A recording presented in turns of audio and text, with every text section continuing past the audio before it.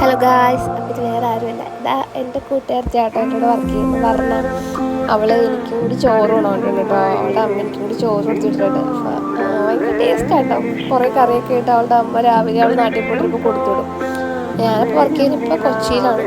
അവൾ കായംകുളത്താട്ടോ വീട്. അവൾ അവിടെ നിന്ന് ഇവിടെ നിന്ന് വർക്ക് ചെയ്യുന്നത്.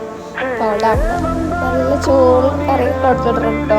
അപ്പോൾ എനിക്ക് വീഡിയോ എടുക്കാൻ എനിക്ക് എപ്പോഴും കൊണ്ടുവരും. വീട്ടിൽ പോയിട്ട് വരുമ്പോഴേക്കും എനിക്കും കൊണ്ടുവരും ഫുഡ്.